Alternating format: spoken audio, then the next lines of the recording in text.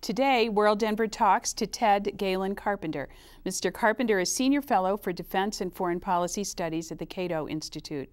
Mr. Carpenter is a contributing editor to the National Interest and the author of more than 400 articles appearing in the New York Times, the Washington Post, the Wall Street Journal, and other top world publications. He received his PhD in U.S. diplomatic history from the University of Texas. And we welcome you to Denver, Mr. Carpenter. Thank you very much. In your book, you argue that our neighbor's house is on fire and we need to take action now. What is the danger to America, and what is the single most important action that you recommend? The main danger is the deterioration of the security situation in Mexico. There's been a surge of drug-related violence ever since Felipe Calderon, who is leaving the presidency in a few days, launched a military offensive against Mexico's powerful drug cartels. He meant to smash the cartels, but the cartels are more powerful today than they were when he took office, and the number of casualties has soared.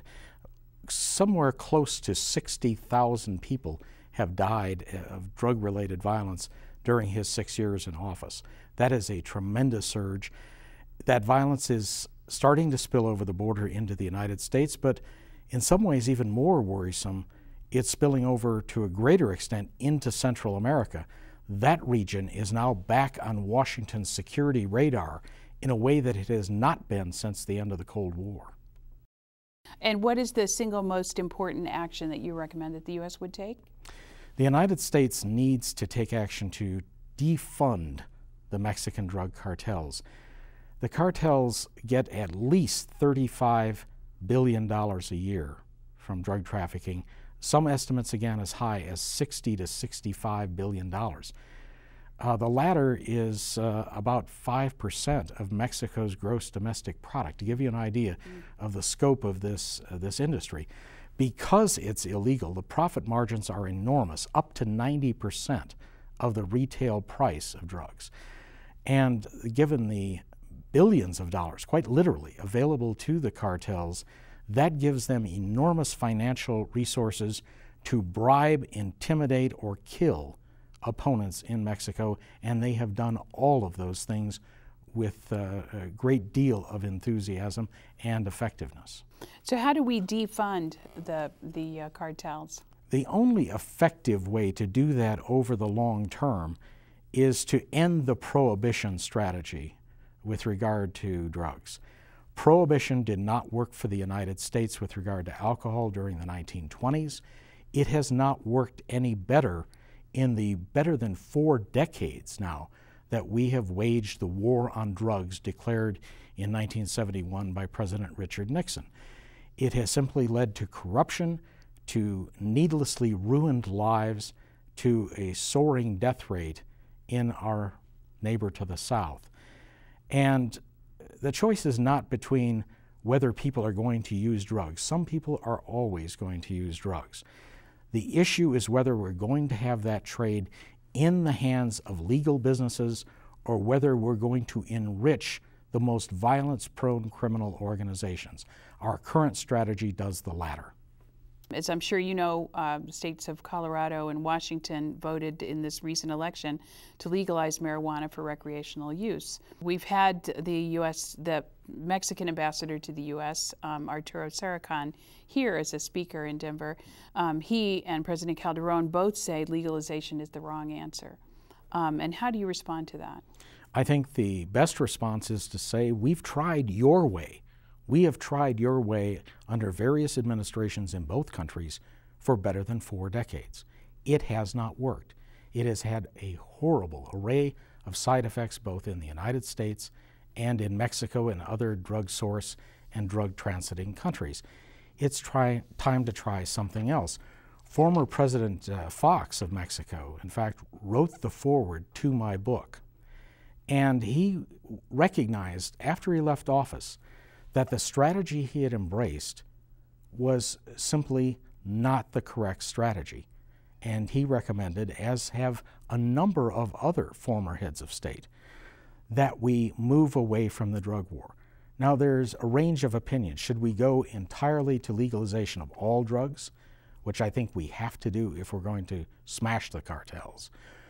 Do we hedge? Do we legalize a milder drug like marijuana and treat harder drugs the way we do, let's say, prescription drugs, legal but under some measure of tight control? Those are the kinds of debates we ought to be having instead of the Nancy Reagan-esque approach of just say no.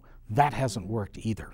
Other things that have been suggested, like better border control, better gun control, I mean, do these solutions have some validity in your mind? Well, all of them have some validity. I would like to see tighter control of immigration to this country, but that also means loosening the standards for legal immigration. And that's a step that every administration over the last 30-some years has dodged. As far as restricting exports of firearms, that is likely to be quite ineffectual given the vast gray market and black market in firearms around the world.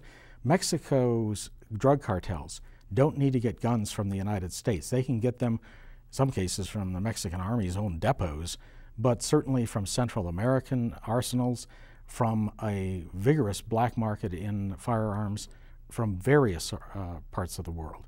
So that's not a solution. These are Band-Aids on a malignancy. They might help a little bit covering the sore, but it doesn't solve the underlying problem.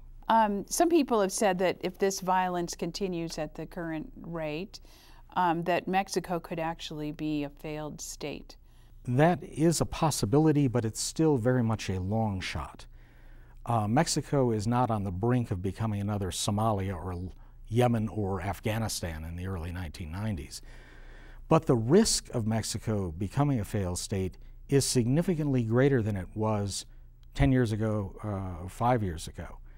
It's still not likely to happen. Mexico, fortunately, has some very powerful legal institutions.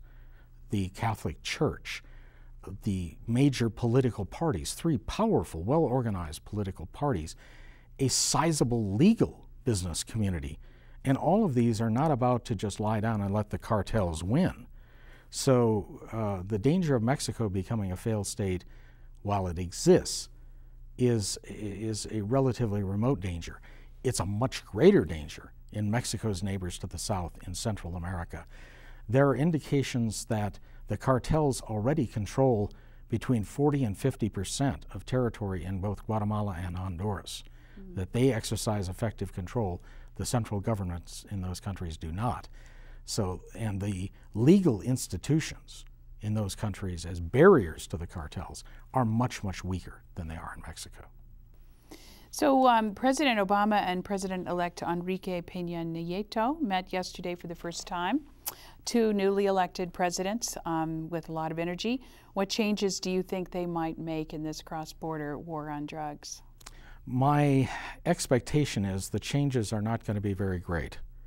I think President-elect Pena-Nieto would like to return Mexico to the situation that existed before President Calderon, and especially at the time prior to the election of President Fox, the first National Action Party president in 2000, when the Institutional Revolutionary Party ran everything from the presidency down to the mayor's offices in small towns.